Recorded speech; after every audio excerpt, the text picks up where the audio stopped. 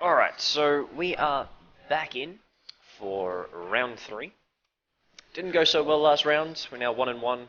Gonna try and tidy that up with a nice 2-1.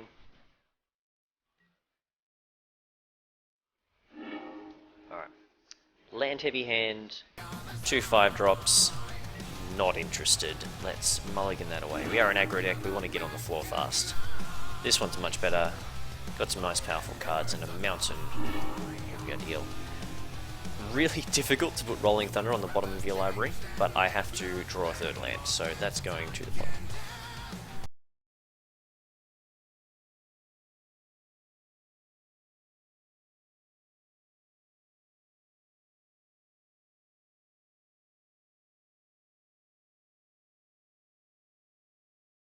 Alright, we've got a mountain.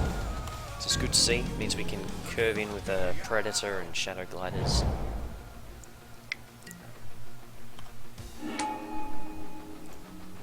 And putting the Thunder on the bottom looks to be an unfortunate choice, but at the end of the day I couldn't afford to miss my lands. Mist Intruder not going to be too scary because Shadow Glider can come down next turn and start blocking it. And the question I will ask myself now is, assuming he doesn't attack with Mist Intruder, is do I trade a Serene Steward? There's a 3-color deck going on here. The Mist Intruder does. Alright.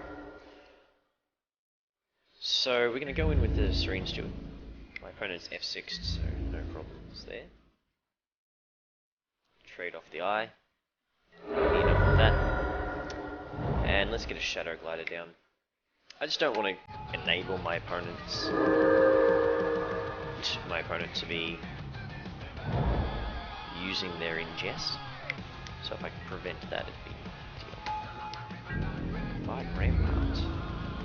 Just going to keep the ground locked up. Drawing a lot of land. What you can do there. Again, not really interested in allowing the Mist Intruder to come in, and now that I've got this all going on, it's not too much of a problem.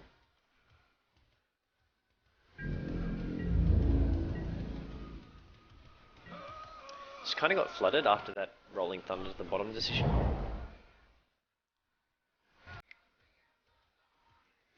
Less than ideal.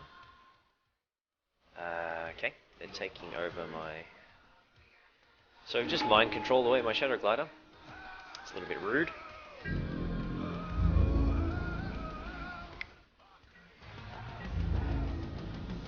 So I'm going to start taking some damage now.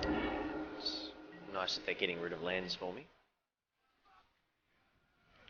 Stone Fury a bit nice later on.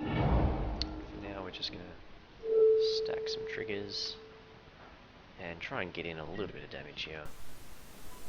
Attention passengers, the night network has arrived in Melbourne. All-night public transport on weekends. Metro trains run every 60 minutes, key tram lines run every 30 minutes, and late-night buses have replaced the Night Rider service.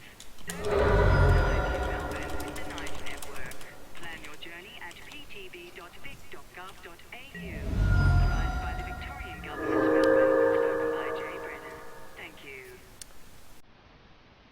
So yeah, we're just looking to keep some damage getting in. We're going to get beat down by these flyers for a little while until we can find something like Angelic Captain. I'll do Rising in the Exile is not great. Angelic Captain or Ghostly Sentinel or something like that would be nice. I think Endless One is just going to be a Stone Fury target here.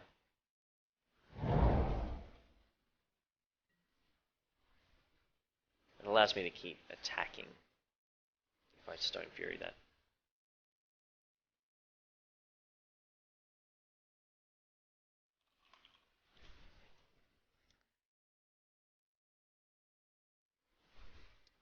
I need to try and keep up the race a bit, and that means Stone Fury to take out.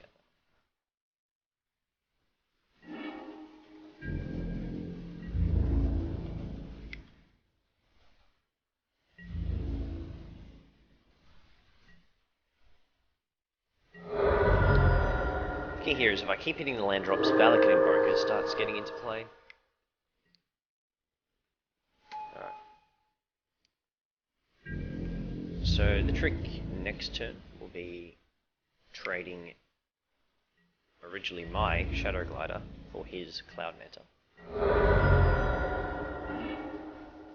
Blade Master. It's disappointing to see that hit the bin.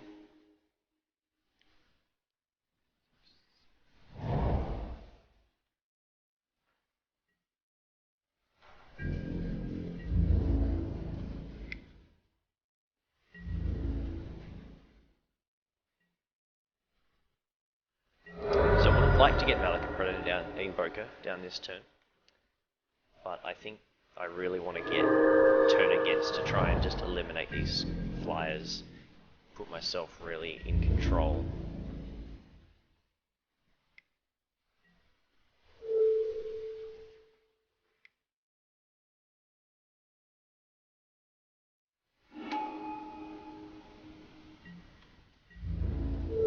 And get the block on here.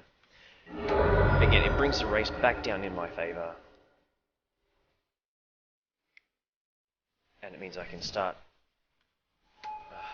That's really freaking bad.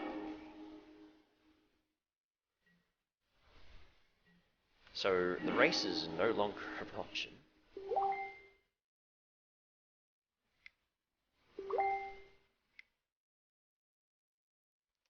But Ghostly Sentinel is going to mean that we can try to get over the top.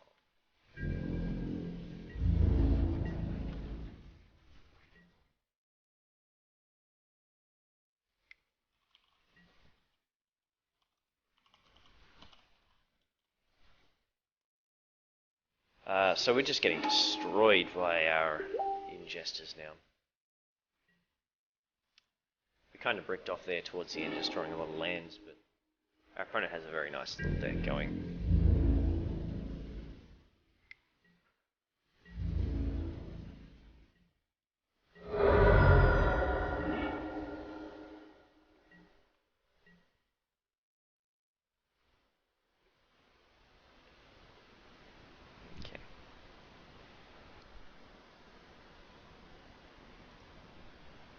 Sandstone Bridge down.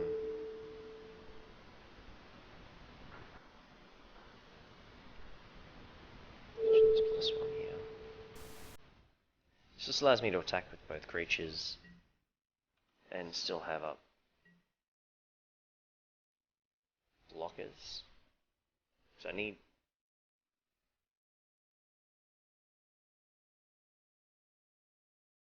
If I attack here, he blocks, takes 3, and swings back for lethal. It's kind of irrelevant. I need to get the flyer back down.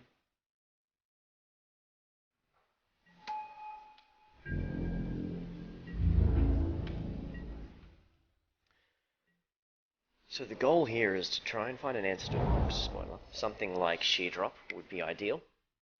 That way we can just kill it, get a creature in the same turn, and it's actually not going to matter, because Quarantine Field is going to remove our board.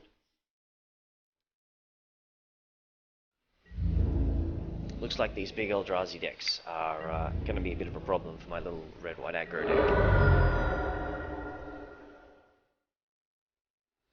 We don't have an answer to that enchantment, outside of splashing double green. Not really a splash option there. Boiling Earth didn't see any real targets. We don't have to go for a Boiling Earth strategy. Nor can I see Volcanic Upheaval being worth bringing in. We're going to have to just run it back and hope. It's possible that putting Rolling Thunder on the bottom was the wrong choice. But given my hand, I think it was the only real way to approach it. This hand, no white mana, no creatures, so that's a pretty obvious mulligan there. A little bit better here, we've got some strong cards. A decent 2-3-4 curve with the Rolling Thunder on the top, so we're going to keep that one. I'd like to see some more lands, and there is one, so it goes on the top. So if we get a couple of lands here, we're going to have a nice little curve out, which hopefully will be fast enough. If our opponent pulls another stunt like they did last time as far as just blocking us out with a giant wall, it could mean we just don't get through, and he has done. Not a lot of point attacking. Get a Valakut Predator down.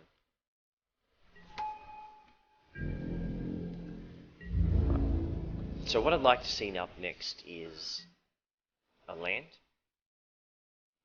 That allows me to attack and use Lithomancer's Focus to bring down the fortified ramparts. Once that thing is out of the way, this deck really gets to start doing its thing. The rampart is slowing us down enough that it may not matter. Didn't get there on that one. Attacking is actively bad for me, so I'm going to have to just let it go. Sheer Drop hopefully can help us with some of those big creatures later on. We need to hit some mana here. Really need to hit some mana here. Hasn't played anything. Got a land, which means we can start pumping up. So as I said, I just want to get the fortified rampart out of the way. Don't know what my opponent's going to run with yet, but they have got the capacity to steal one of my creatures in the near future.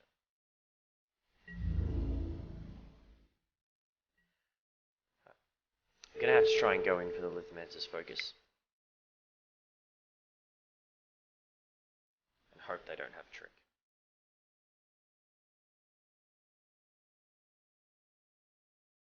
There's a bunch of ways we can get blown out here. Anything that pumps that rampart is going to make my life very difficult. But it's just so important that I get that creature out of the way so that my attacks can get through and do what they're supposed to do. Deal 2 and bounce. So we just got vented.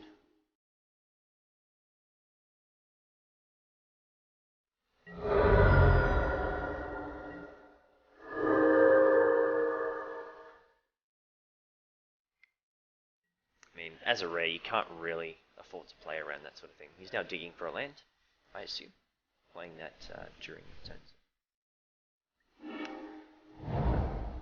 What can you do? Sometimes they just have it. Alright. Bit of a predicament here now. Obviously, he's going to be able to play around the Lithomancer's Focus in the future.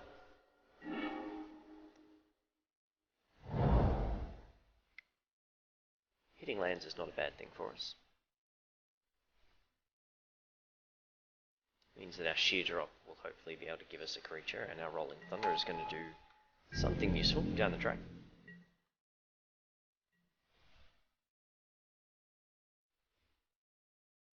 In the meantime, we're just going to be taking one in the air.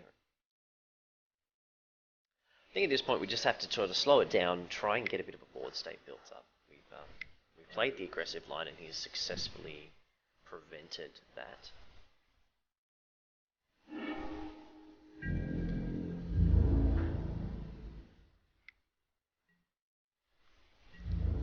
So a land off the top here allows us to roll in, take out a land at the Pilgrim Zone, just set us back in a nice spot. Apparently that's not going to happen.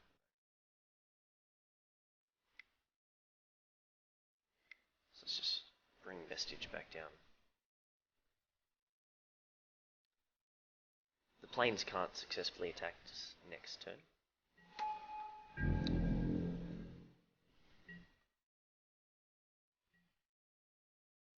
And we're just going to try and build a board out, get some lands in, try to deal with his threats and find an opening. Sitting in a position that's really not favourable. Just all of the screws. Just making it so very difficult. So we're not hitting a land next turn, which is the key point.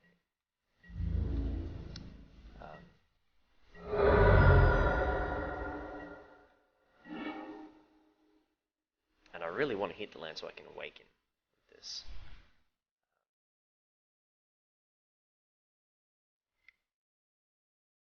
Just get the Vestige back down and hope he doesn't have yet another bounce spell. If he has yet another bounce spell or a tap or anything to get rid of the Vestige, then we're done. And to be honest, it doesn't matter. That's going to give it flying. Yeah, okay. So GG on that one. Our opponent just has the nuts as far as Blue-White Awaken. They had answers to absolutely everything we put in play. And have answers spare. I mean, got the Royal Spout to time walk me again. Yeah, just gonna give it up. Alright, so that's it for our Battle for Zendikar drafts. Unfortunately, not a lot to see there. We pretty resoundingly got destroyed in those last two matches. But that's the way the cookie crumbles. And I will see you guys next time.